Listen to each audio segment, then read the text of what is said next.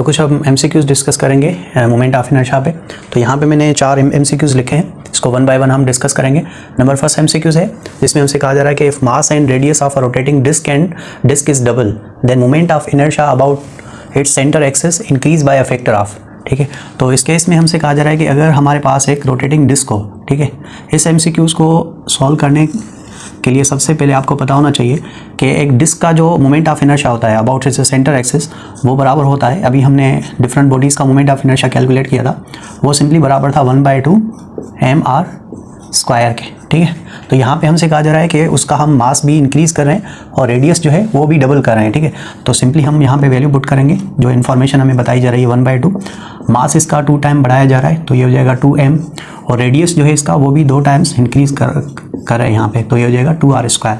Further इसको हम simplify करेंगे तो ये हो जाएगा 1/2, 2m रिमेन हमने सेम रखा, 2r के ऊपर स्क्वायर है तो ये बन जाएगा 4r स्क्वायर। ठीक है, 4 मल्टीप्लाई बाई 2 ये कॉमन आ जाएगा तो ये हो जाएगा 1/2 तो 8m r स्क्वायर। ठीक है, 8 हम इस कॉमन निकालेंगे यहाँ से तो सिंपली फार्मूला बन जाएगा 1/2 mr स्क्वायर।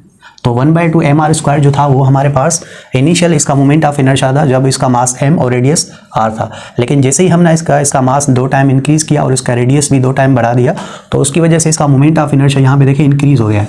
कितने टाइम्स इंक्रीज़ हुआ है यहाँ पे, तो मोमेंट ऑफ इनर्शिया इंक्रीज़ हुआ है 8 टाइम, तो इसका ऑप्शन सही हो जाएगा, सी ऑप्शन जो होगा इसका करेक्ट होगा। अब आते हैं क्वेश्चन नंबर 2 पे।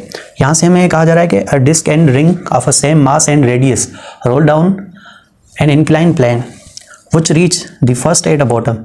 तो इस क्वेश्चन के अंदर हमसे ये सिंपली कहा जा रहा है कि अगर यहाँ पे हम एक इंक्लाइन प्लेन कंसीडर करें, ठीक है, तो ये सपोज करें मैंने यहाँ पे एक इंक्लाइन प्लेन कंसीडर किया, तो इस इंक्लाइन प्लेन के ऊपर हम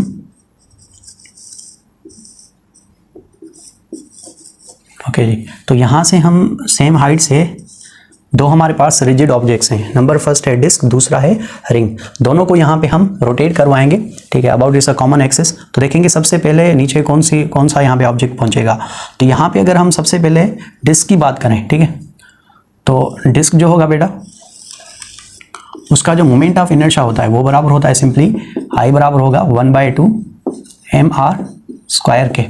ठीक है, और दूसरी जो यहाँ पे हमें चीज़ बताई जा रही है वो है रिंग, तो रिंग का जो मोमेंट ऑफ इनर्शिया है वो बराबर होता है mr स्क्वायर के। तो एक चीज़ हमने पढ़ी थी कि नीचे कौन सी चीज़ पहले पहुंचेगी, वो पहुंचेगा जिसकी एक्सेलरेशन ज़्यादा होगी, जो रोटेशन ज़्यादा करेगा।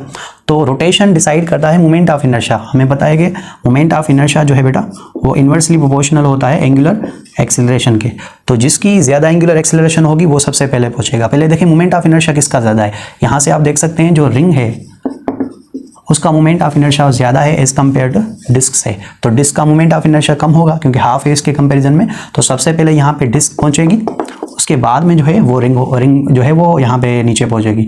इसको आप ऐसे भी समझ सकते हैं कि जब भी आप देखें अगर आपके पास 2 स्फेरिकल ऑब्जेक्ट्स हो, एक अगर आपके पास क्रिकेट बॉल हो और दूसरा अगर आपके पास बेसबॉल हो, दोनों को जब आप रोटेट करवाएंगे तो आप नोट करेंगे क्रिकेट जो बॉल है वो आसानी के साथ उसको आप स्पिन करवा सकते हैं, रोटेट करवा सकते हैं।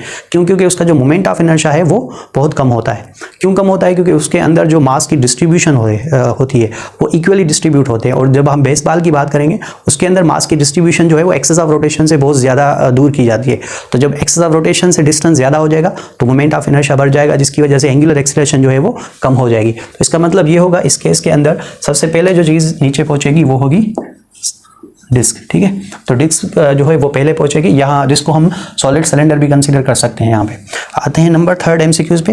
Which shape has the highest moment of inertia for the same mass and radius. यहाँ पे कुछ शेप हमें बताए जा रहे हैं, solid sphere, hollow sphere, solid cylinder, उसके बाद है thin rod at the centre axis. चारों ऑप्शन में से हमें बताना है कौन से ऑब्जेक्ट का मोमेंट ऑफ इनर्शिया सबसे ज़्यादा होगा। तो सबसे पहले हम यहाँ पे फार्मूला लिख देते हैं। सॉलिड स्फीयर का जो मोमेंट ऑफ इनर्शिया था बेटा वो था सिंपली हमारे पास 2/5 mr स्क्वायर, और जो होलो स्फीयर होता है, होलो स्फीयर का हमारे पास जो सिंपल फार्मूला था वो था 2/3 mr स्क्वायर। सॉलिड सिलेंडर, अब सॉलिड सिलेंडर का जो मोमेंट ऑफ इनर्शिया सिंपली निकलेगा वो होगा सिंपली 1/2 m। अब सॉलिड सिलेंडर के अंदर 2 डिस्टेंस होते हैं, ठीक है, तो यहाँ पे सिंपली मैं इसको r1 square plus r2 square consider कर रहा हूँ, दो सेपरेशन डिस्टेंस।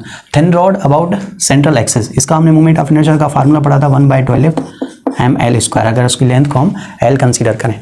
तो यहाँ से आप देख सकते हैं मोमेंट ऑफ इनर्शिया सबसे ज़्यादा किसका होगा, तो सबसे कम जो है वो थिन रॉड का हो जाएगा, इसका 1/2 यानी कि हाफ बन जाएगा।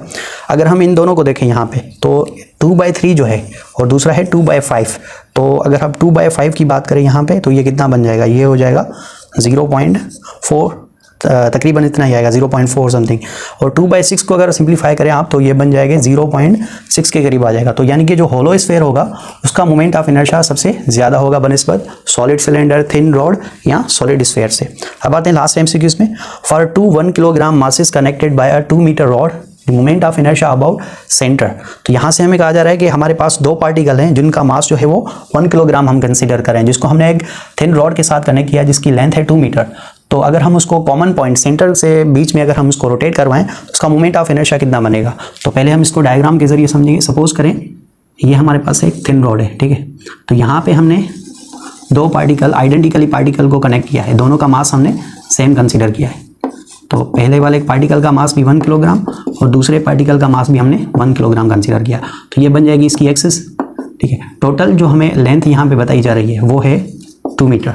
तो ये जो लेंथ हो जाएगी यानी कि ये एक्सिस ऑफ रोटेशन से लेके यहाँ तक का डिस्टेंस कहलवाएगा r1 और ये हो जाएगा सिंपली r2। यहाँ आप कह सकते हैं r1 बराबर हो जाएगा l/2 के, r2 भी बराबर हो जाएगा l/2 के। तो पहले इस पार्टिकल का मोमेंट ऑफ इनर्शिया हम निकालेंगे तो ये बन जाएगा m1 r1 square. So I1 moment of inertia first particle, इस पार्टिकल का मास है 1 किलोग्राम मल्टीप्लाई बाय r1, यहाँ से लेके यहाँ तक का डिस्टेंस, अगर कंप्लीट डिस्टेंस 2 मीटर तो ये r1 जो है वो बराबर हो जाएगा यहाँ पे simply 1 metre. So 1 multiply by 1 is equals to 1 kilogram into metre square. अब इस सेकंड पार्टिकल का मोमेंट ऑफ इनर्शिया निकालेंगे तो ये बन जाएगा I2 बराबर हो जाएगा m2 इंटू r2 स्क्वायर। सो I2 बराबर हो जाएगा, इस पार्टिकल का मास है यहाँ पे 1 किलोग्राम इंटू R2 का जो वैल्यू था वो भी था यहाँ पे 1, सो ये था 1 मीटर स्क्वायर। तो ये I2 भी यहाँ पे आ जाएगा simply 1 kilogram into metre square. तो यानी कि टोटल जो मोमेंट ऑफ इनर्शिया यहाँ पे हमें मिलेगा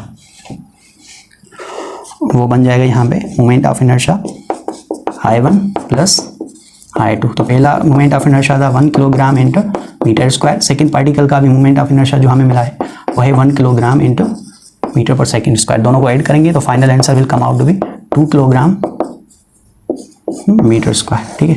तो यहाँ पे कौन सा ऑप्शन सही है, 1 2, ये बी ऑप्शन जो है इसका करेक्ट हो जाएगा, ठीक है। तो ये हमने 4 MCQs इस पे डिस्कस किए।